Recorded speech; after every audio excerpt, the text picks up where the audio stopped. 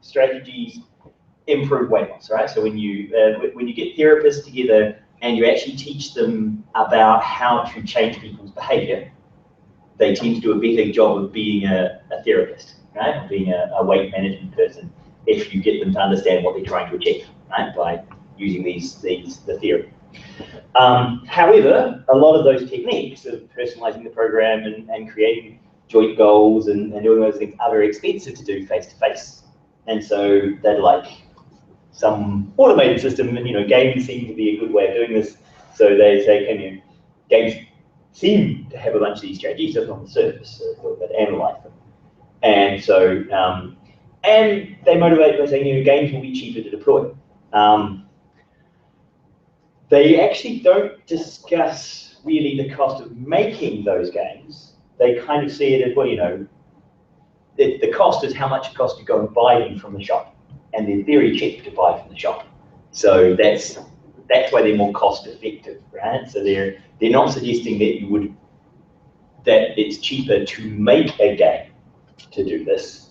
They're suggesting it's cheaper to buy a game that's already been made, right? Now I'm not sure of their cost argument in this, but they say games would be cheaper. Okay, so they then look at a whole bunch of behavioral interventions, and they did. So they went through and they kind of used the theory. They tried to find the theory, and then they tried to look at their encoding. They used 2 different people to do the encoding, and they did those separately. Once they'd done those codings, they then came together and tried to agree on them. And they looked at a whole bunch of behavioral intervention theory. So is modeling going to be effective? You have performance feedback and rewards, and you have guided practice and verbal persuasion and self-regulation and automatic registration of activity and goal setting, action planning and comparison and so forth. So they list all of these things which they say that the good weight loss management programs include. And then they try and look at those 4 gaps. Right? So look at all of those and then try and apply them. Now, they didn't really give a short list like that. I was kind of irritated that they kind of narratively discussed these and included them halfway through paragraphs, and it's kind of, why do I have to extract this from you? Why didn't you just give me a list? But I'm a computer scientist, so I think in lists and kind of bullet points, whereas it appears they don't quite do the same. They do give a big table of them, but they do kind of compact it shortly. They use grounded research, or rather,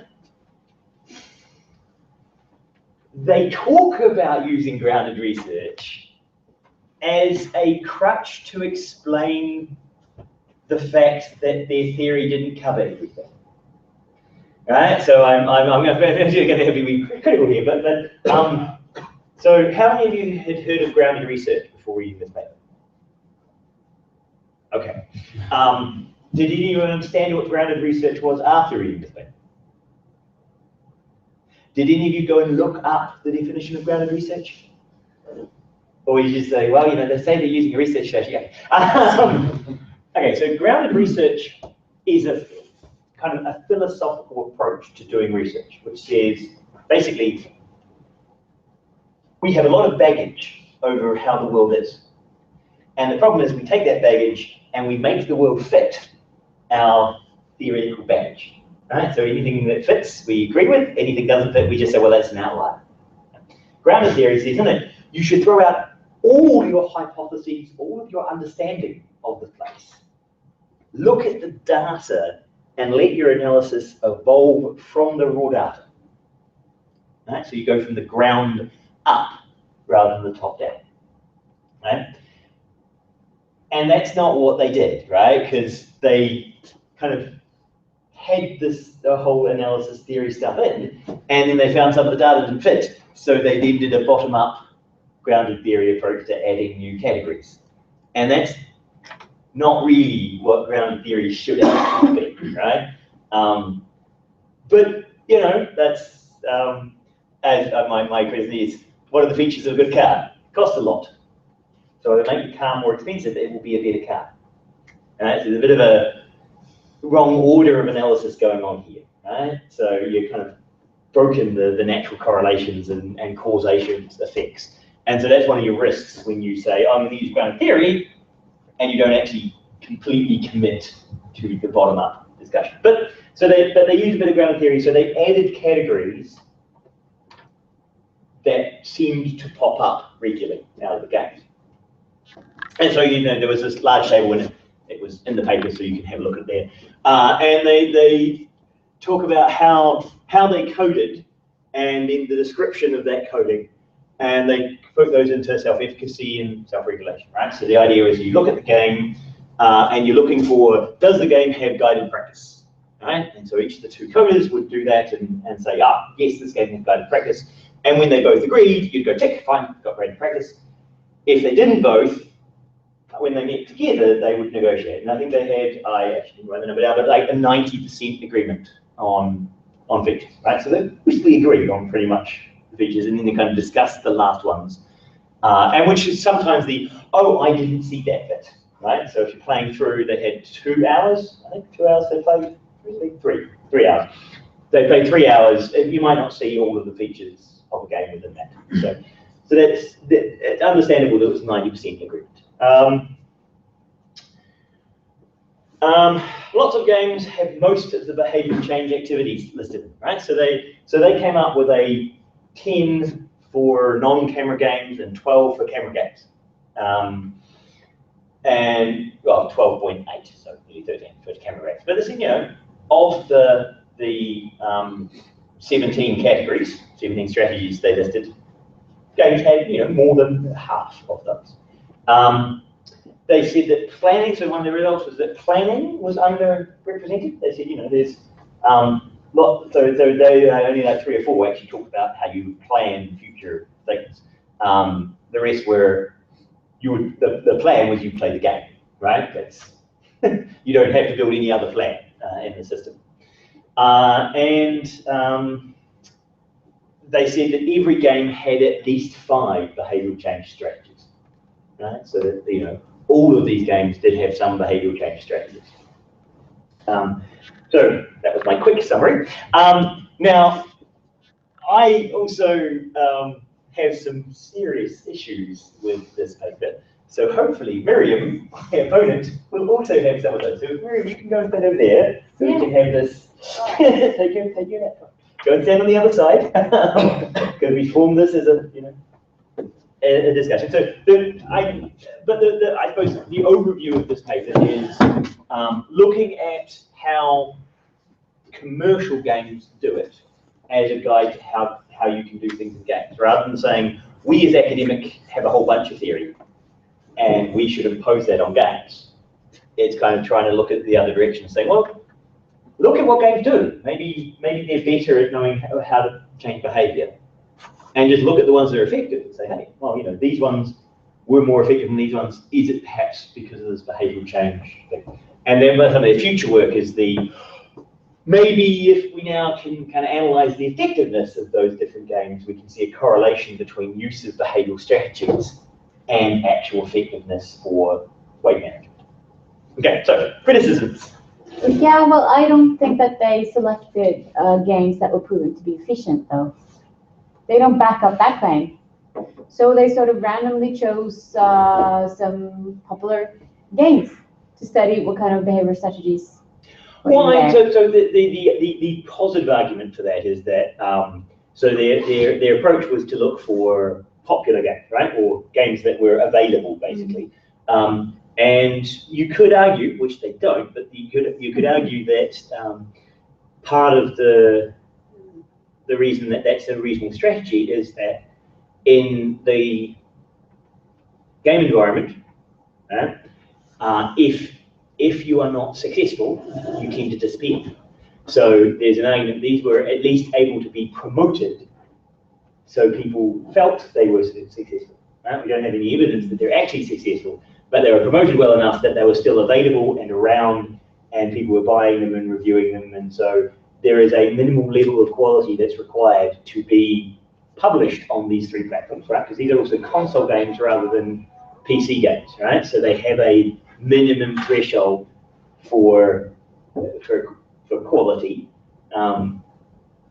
Follow-up question there yep. is, would you know that for how long they've been on the market, and if the sales growth have been on getting new customers, and the existing customers just throwing them away? They don't do any of that. They don't go into any of that. There is a kind of assumption that games that are popular, games that are on the market and available, have some form of quality, right?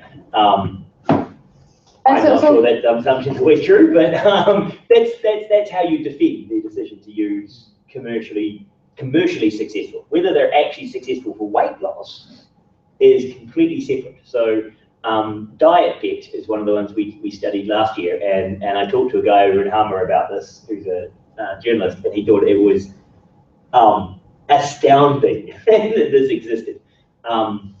And it fits in this kind of motivating behavioural weight loss. Did I talk to you guys about Diet Bet? Nope. Okay, Diet Bet, very simple concept, and I checked their most recent figures is they've given out $16 million in prizes. Okay? So what you do is, let's say we as a group all decide we want to lose weight. Okay?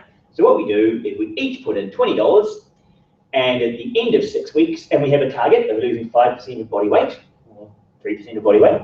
And so at the end of 6 weeks, everyone who's lost 5% of their body weight gets to share in the prize pool. Which means, like, if you bet that you're going to lose the weight and you don't, you lose all your money. If you do, you get your money back? Or? Oh, you get a share of the pool. So if all of us try to do this, right, and me being potentially the most obese person in the room, if I'm the only one who can lose 5% of my body weight, I would get all of the money. Okay? And if someone else did it, say Marius was able to lose 5% of his body weight, which I think would probably be impossible for him. But then we would share, and the rest of you wouldn't get anything. Okay?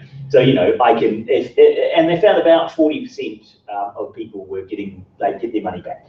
Okay? So, so 40% of people are in the winning category, and so it's kind of you double your money-ish, right? So you bet $20, you might get $40 back, right? If you succeed. I think this is a very strange motivational thing because it kind of thin and rich, right? So the idea is that if you lose weight, you also get money, right? Where surely, if you don't lose the weight, you're already feeling bad. The fact that you also lose your money seems to be like a double slap in the face, right? You failed and you failed, right? It's kind of, whereas it would almost be better if it was the other way around, right? Which is what Coursera is now doing. If you get a job, you have to pay for your education. If you don't get a job 6 months after doing their course, you don't have to pay. Right? So you only pay if they helped you get a job. Right? Now, if it was the Diet Bet approach, if you get a job, you don't have to pay, but if you don't get a job, you have to pay us. Which means you're unemployed and you owe us money, which seems a kind of a bit of a double whammy, right? So, yes, the whole motivation stuff, yeah, you kind of have to be careful. But Diet Bet, I think, is kind of completely crazy in its motivation. So, another criticism. Well, I mean, there are two purposes in the study, two main goals. And one is to characterize games based on what strategies they make, they use, and they don't really present that list that well. Like, they present some results, and then they have some appendixes, some tables, but they don't really categorize the games based on the strategies they use. And then their second goal is to compare, the camera-based controllers versus handheld controllers, and their selection of games to study is biased, or could be said to be biased when they try to match those groups. So I would say that those findings have validity issues. So then my question is, what is the contribution of this paper at all to the field? Okay, so I also am irritated by the way they encode their camera behavioral change theory stuff, right? Because 2 of the 17 categories are you showing video of the person doing the event? Are you showing a video representation of it? So 2 of the 17 are entirely video-based. So when they say that they get 12.9 behavioral change strategies in the video ones, well, given 2 of them were only possible for the video ones. And the other one, they had slightly over 10. Yeah. And also the standard deviation was around 3 for both of them. Yeah. So basically, they didn't find any significant. They did find significant. They got to 0.04. So which is less than 0.05. Yeah, so like a weak to moderate. Well, they're saying, they're statistically significantly different. So they're not significantly different. They're able, so basically what they'll be able to say is that you could detect that this one was actually a video-based game and this one wasn't, based on the number of behavioral strategies they used. Given that 2 of those were specifically about whether you use camera, the idea that you could use the results to detect if you've got a camera, well, yes. And now, if they had actually separated those 2 out and said, do games that involve cameras, do those people put more work into the theory? And therefore, are there more theory stuff in there? But the other thing that they did was, if a game was a cross-platform, so like the UFC training game was on all 3 platforms, and they tested it first. They don't say for how long. They tested it, and then they selected the one where they had the most features. And they did this for 4 games, and all of the 4 ended up being camera-based games. So that means that if those are games that have a lot of strategies in them, just slightly more for the camera-based, they would then all fall into that category. So that's also about a bias, because there's 17 games and also 4 out of 17 are sort of, already biased, potentially biased by the fact that before you start testing, you have biased sample and biased criteria. So their contribution could, so you could argue that the contribution is in the area of actually going in the other direction, looking at the games that exist. So rather than going from a theory heavy, we think this is what games should do, they actually try and analyze. And they used 2 different encoders to try and look at the games and see if they are following good behavioral theory, right? Because there's often a claim in the literature that, games are good examples of language learning. So James Paul G does the games are excellent examples of how you would learn a language by the way in which they structure learning. And so this is kind of saying, well, okay, if there's a claim that games are good because they align with modern theory, let's see how well they do align with modern theory and do it from the ground up. Now, they don't, admittedly, do the analysis to say, well, where the games don't align with modern theory, is that because modern theory is wrong?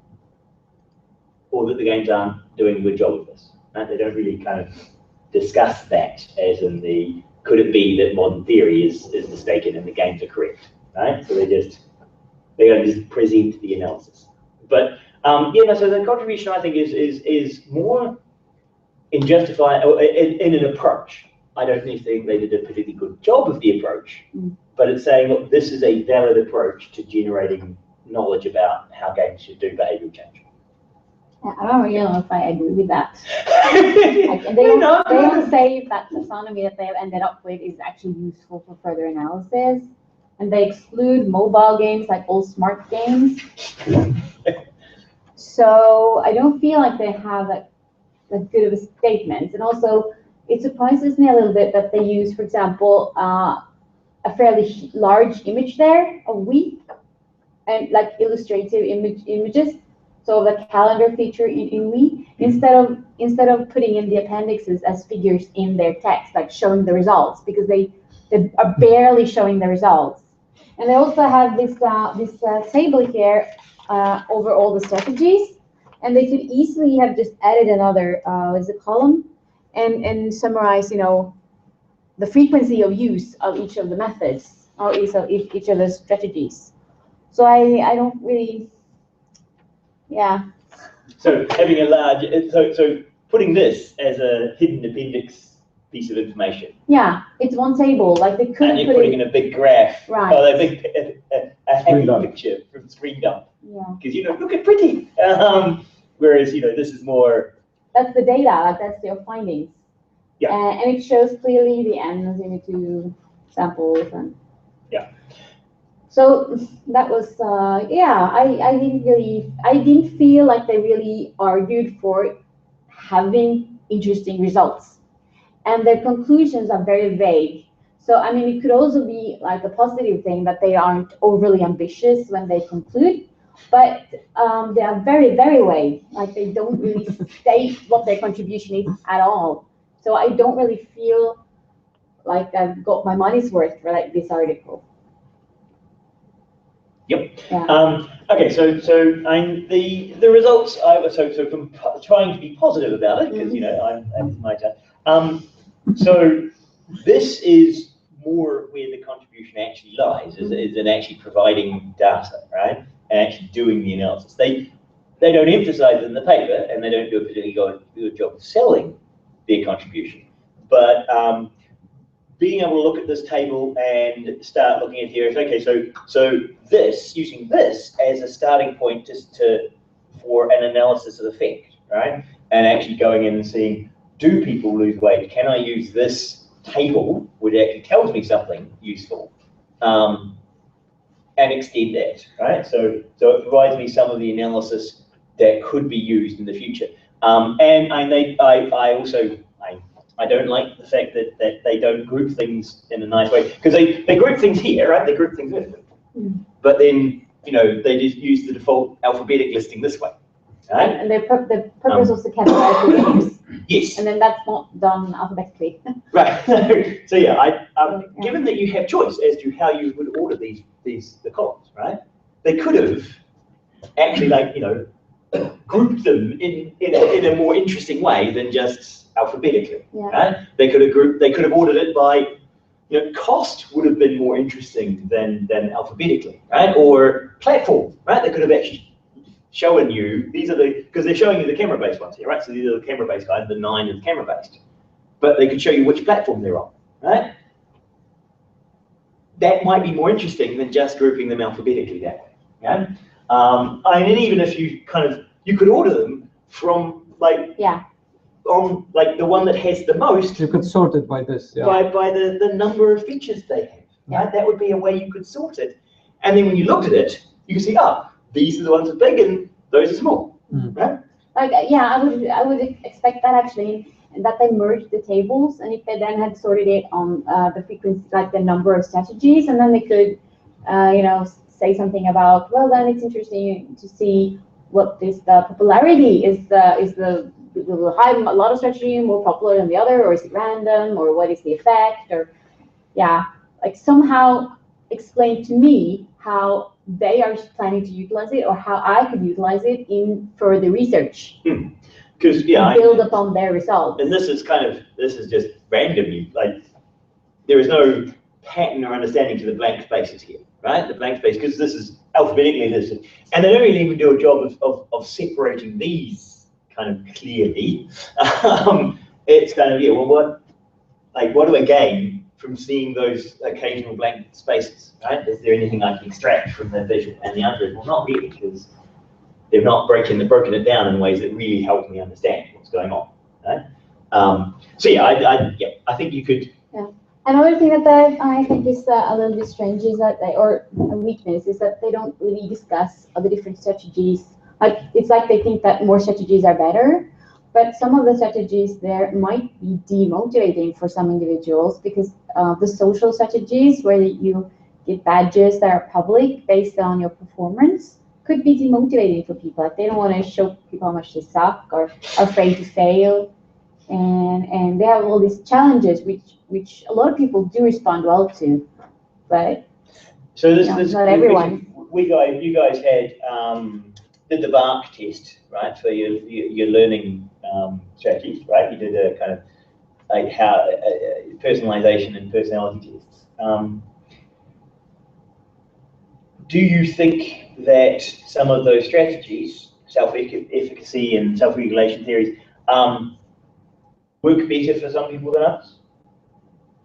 Would your intuition be that there'd be personality types or different people would respond in different ways? At least on the competitiveness. Like some people want to compete against themselves and don't want the social stuff. And they don't want not want their weight tracked in the system, stuff like that. But other are more competitive and are fueled by that. Benefit from that. So yeah, so there is, you're right, there is a hidden assumption here that more strategies are better, is better, right? This is more better. And you can see here, this is why it's pretty harsh, because it's real-time video for non-camera based games. Yeah, that's just a bit mean, really. So if you did percentage of available strategies, you'd find that both use pretty much the same percentage of available strategies because they can't have this one or that one, right? But yeah, so no, some of these verbal persuasion and because so some of you in the mobile course would have seen Marish's video on persuasion techniques, and for some people, verbal persuasion works really well, right? Where you talk them into something, but then for some people, as soon as they think you're trying to manipulate them, they will do exactly the opposite of what you try and tell them to do, right? So, and in fact, there is a clinical disorder for doing that, right? You will do the opposite of what you were told to do, even if it is what you wanted to do before you were told to do it. That's more common in kids, right? Oppositional behavior. Yeah, defiance. Oppositional defiance behavior. My mother-in-law has it as an adult. Yeah. So you can't suggest things to her because if you suggest it to her, she then won't do it, even if it is what she had wanted to do before you suggested it. So suggest the opposite. So you just don't say anything. Yeah. So if you're about to go for she's if she was getting ready to go for a walk and you said, "Hey, do you think you should go for a walk today?" She'd go, "No." Even though it's what she wanted to do was go for a walk. Because someone else told her that she should probably go for a walk, she would then not walk at all. So yeah, so in terms of persuasion, if you try it, she'll become she'll object. So they don't do a good job of that. They don't do a good job of saying, "Are all of these actually good?" Though, admittedly, you can't do that in every paper. Right? Now, you guys will find this. One of the reasons to cite people is they look, that was someone else's job, is to show that these were all useful. Right? We cited those people, right? And we cited those literature showing that these are effective. So that's not our fault. You can't blame this paper for whether or not these are actually effective. Right? These were the ones that they were using as their assumptions. Right? And this is what you guys have to do when you're doing your masters, when you're doing papers. Shift blame. Shift blame. So this paper doesn't take that blame. They can push it off to someone else, saying, "No, they proved that these are the effective ones. If you've got a problem with that, go and talk to them." Okay. So yeah, I would say there is a weakness. This is more where their contribution lies, rather than showing the screenshot of things. And I think they probably could have done a better analysis of this data than they present in the paper. I don't think they should have attempted at all to sort of. I mean, they could have looked for differences between controller-based games and camera-based games. Is that correct? Yeah. But they, I don't think they should have made that a main purpose of the article. But if they just noted the differences without stating as something that they wanted to investigate, that would have been better.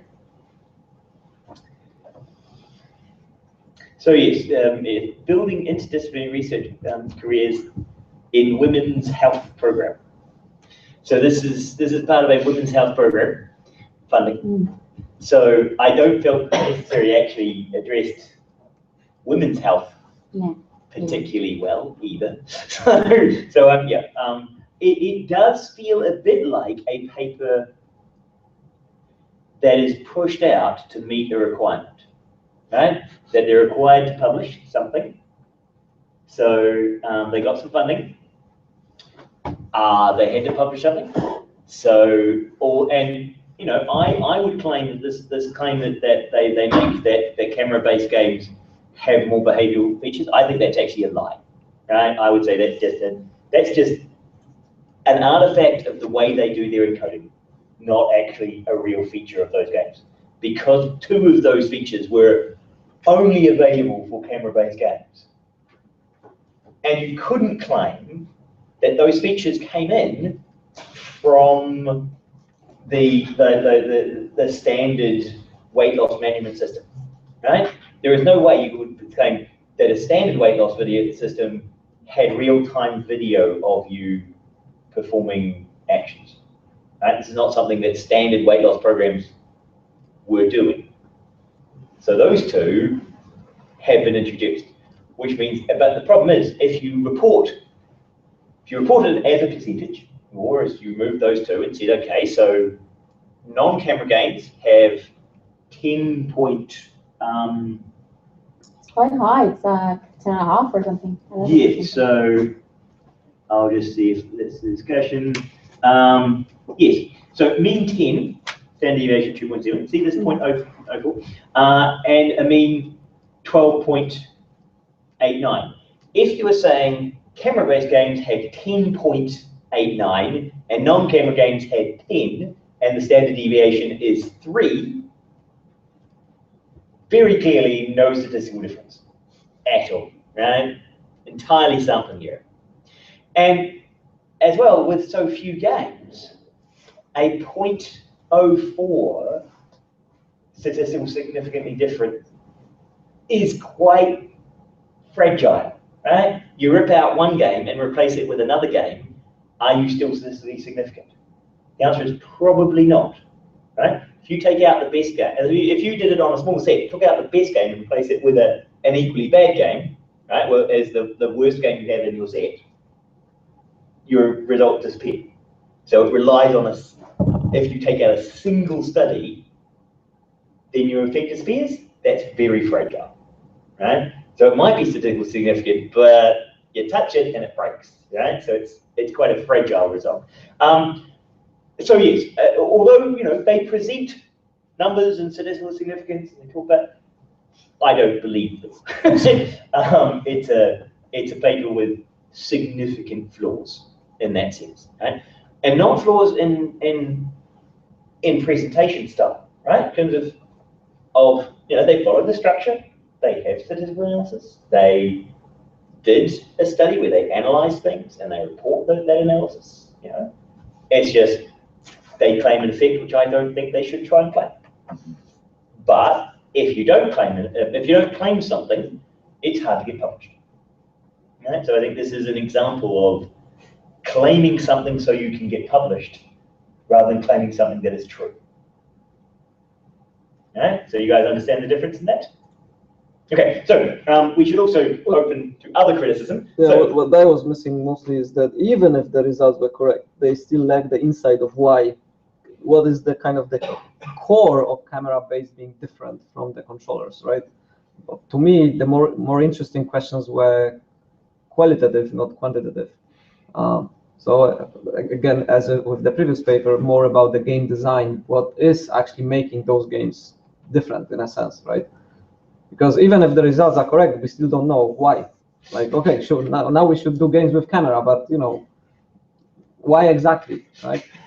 yeah, are they actually better? Why do those lead to better design decisions? Why do they increase weight loss?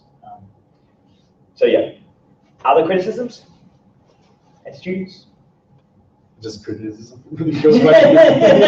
Sorry. Other things that you can. Sorry. Maybe my mental model here is too critical now. But other things that were interesting about that. Yep. I got kind of upset a bit when I read the paper, since they didn't kind of argue good enough. Why they just focus on consoles? What about PC or smartphones or tablets?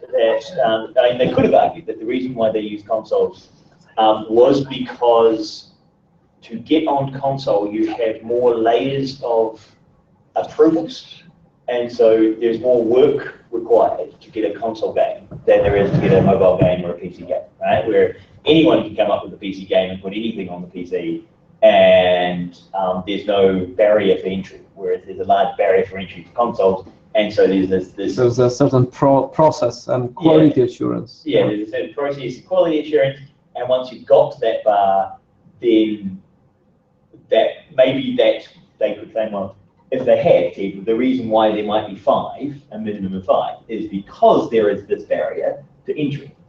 Because if you look at the mobile space or the PC space, you might find ones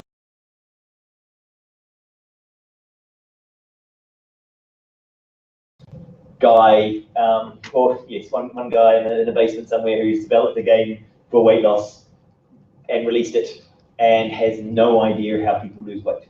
Right? So, and yeah, you could have, you could have included Diet Pet as a game and put it in here and see if it was, what features does it have of the behavioural change theory, right? And so, I don't know if betting on it as self-efficacy, but yeah. So no, there is a justification. They didn't do it, but as you say, they could have, but they didn't. Yeah. Okay. They could have presented it as a first step in something larger, and then pointed to what they're going to do with the data, and then suddenly it would have been interesting because then you would start to follow that other, like that pointer. Now we know some strategies that are used a lot, and some strategies are used a lot that aren't really based on theory. Then let's investigate those, something like that. So one of the things they could have done, because they've got console games, one thing I'm disappointed they didn't do, which they could have then done, is, if they were gamers or game researchers rather than medical researchers, they could have gone to VG charts and done a very quick analysis of the sales figures for each of these games and included that as a piece of information to say, is there any correlation between how many features you have of behavioral change theory and how profitable you are, right? How many sales you make. Because, you can put in any of the games they have on this chart. So let's do Exobeat.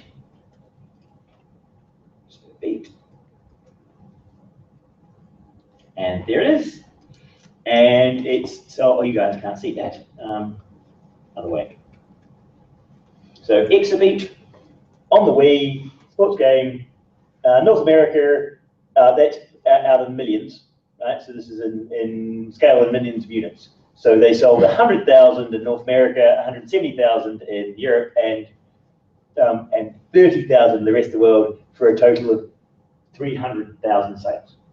Right? So, they could have done that very simple check and then done a more interesting analysis of, does having more of them think, and you can do that. So VG Charts is great for doing that for any of these games. So what was one of the other ones?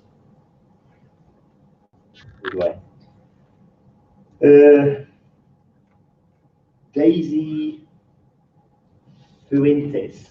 Right, okay.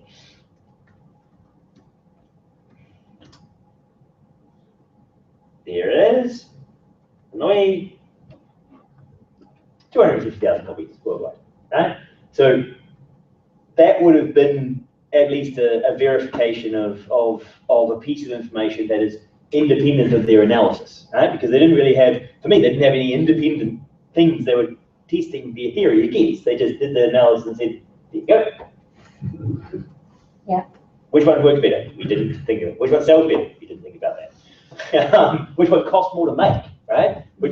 This one doesn't tell you how much it costs to make, but you can actually inquire and you can find things that will actually talk about the budgets for particular games as well, right? So they could have done it costs this much to make a camera game, this much to make a normal game, much cheaper to make a normal game than a camera-based game. Therefore, that's a piece of interesting, like how much money do you spend per feature? Right? That could have been additional valuable information. So That it would be interesting if they did that and find, for example, that if you included a couple of features, you suddenly are a lot more popular than Yes. others, something like that. that could have been an analysis that would you could say, it sells better. The ones that have these features sell better, and then do a predictive analysis. So there's this new game being released. Let's analyze that and let's make a prediction of how well it will sell. And in 6 months' time, you can check that prediction. Right? So have we built a predictive model? Can you try Wii Fit Plus game as well? Wii Fit Plus. Plus. Wii Fit. Those numbers start looking a bit healthier. Yeah. So Wii Fit Plus, 44 million versions, right? So even their most popular one, right? So we go here, or the one that had like the most features. So Your Shape, right? And how many did Wii Fit have? Wii Fit had 13. Yeah. So Wii Fit has 13 features. They didn't have multiplayer. Yeah. Was one of the things in this. So if we go Your Shape, right, across 3, potentially it's got multiple versions as well. 4. So the one with the most gets 4 million sales, and the one with the least of their analysis, which would have to be one of these, would have to be like 10-minute solution. That looks like, so the Daisy one was the least. Yeah. But Wii Fit Plus is only 13. 13, right? yeah. All right, so 17, 4 million sales, 13, 44 million sales. New U is quite bad. Let's have a quick look at New U. Don't register. Didn't even, no, it doesn't actually find it at all. So it may not have sold enough for them. No, there's too many new. I wonder how it's actually supposed to be spelled. You, Spelled like a single word? you, or maybe as in yes, or in new you. Yep. Aha! New you fitness. 140,000. 140,000. Those is My Fitness Coach 2, right? So they did actually mention that one as well. So yeah, so 140,000. So it almost seems independent as Since 2010. Yep. So Because the age of the game also matters, right? Yep. You would have to normalize it per annum. Per annum, 6 years. This is probably petered out now. You can actually also, in here, you can go to an individual game and it will actually show you the summary and it'll go through and give you, I think, they do have yes. So the weekly numbers, right? Really? So it shows you how many they're selling weekly and yearly, right? So you can actually, you've got data here. You could analyze, right? You could actually, useful data. How much did it cost me to get to this data? Right? I don't even have, this is data without me having to log in or anything, right? This is just freely available to people, right? So it's so easy, and it could have improved the results, right? And there is basically no change from 15 to 16. Yeah. There's not really very many being sold at that point. No, it's still in 1 month. Yeah, that's right. So it's only 1 month this year, but But this is still, if you before, multiply it by yeah. 10 or 12 months, it That's still like looks pretty 7,000, bad. Yeah. So they're selling an extra 7,000 a year, right? So not really very much. But you could look at, and this, you could analyze, okay, so there's an entry point and a tail here, right? Yeah. But you can do that tail, you can look at, release sales and saying, well, they didn't have a very big spike. Whereas if you change to, back, you could actually do analysis of video games And what was another weak one, which I've heard of, so we can see if it's Gold Gym Dance. My fitness coach, I think. Oh, that was the same as New You. They actually worked together, right? So one has 12 and one has 8, but they were pretty much identical in terms of sales. Yes. And a good one, so 13. So we saw Exhibit was 400,000. Let's look at one of the camera ones that has lots. UFC Trainer, that's got 15. How popular was UFC Trainer?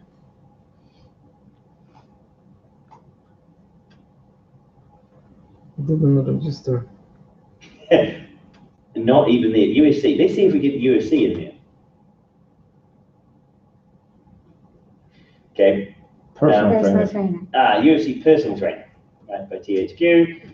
And so I'll limit it down so I can UFC Personnel.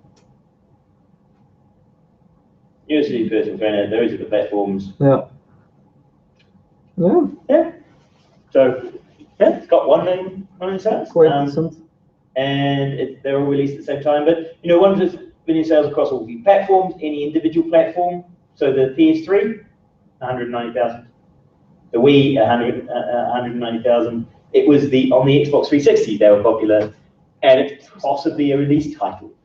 But I mean, I would understand why UFC something is more popular than New You something, regardless of how good you are, just because you have UFC heroes. Yes, so the theming might matter. Yeah. So here, I would say it would definitely matter. So you see the weekly units are quite high.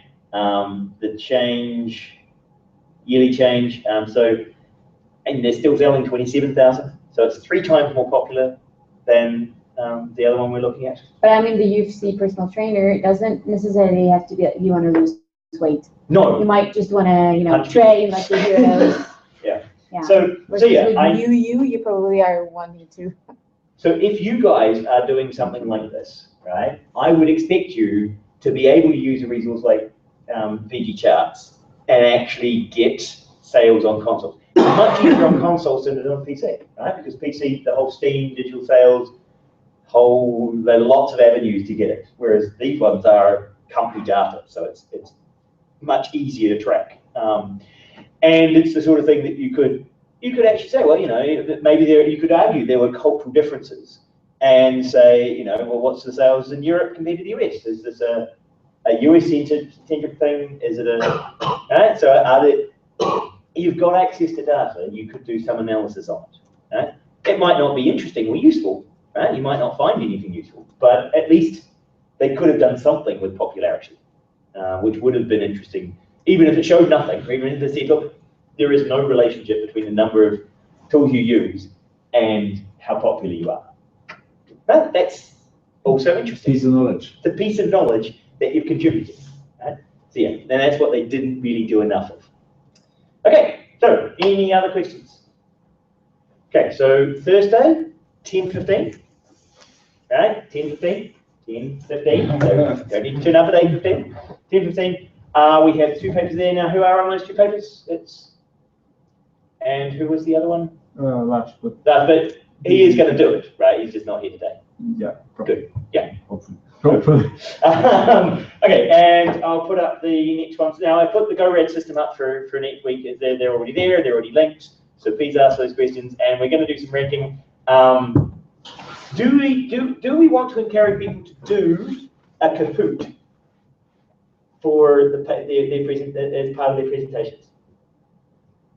Right? Because it's really easy to do a Kahoot, and it might be interesting to see if some of the questions that come in are Kahootable style questions. Right? So you look at those questions and say, right, could I put them up as Kahoot and get people to vote on whether they agree or disagree, or give kind of 4 options for the question? Yeah. Right? I think we should try something like that. Right? Because we're a game course. So as you notice, I've stopped flipping the coin because I don't feel that mechanic worked particularly well. So as a game mechanic, I decided to drop it. I think it's better if the paper you present is the one you defend, right? Because it feels a bit odd, I think, to... Depends a little bit on the paper. If the paper is really bad. But then it's even harder if you are the one that really That's careful. true. Yeah, yeah. You can't try and highlight it. Yeah, that's right. That's always easier. Yeah. But if they know if they're going to be foreign a guest, then I definitely think we should add a Kahoot. To be fair, the amount of work. Yeah, they come up with both sides. Yeah. But it's mental exercise, which is good. Okay, so good luck. Now, most of you have an integration project meeting at 1 o'clock. Yeah. So where is that? C. C026. 26. C26. We have to slip and slide all the way over to C. Yeah, that's good. Get out the stretcher legs. Right.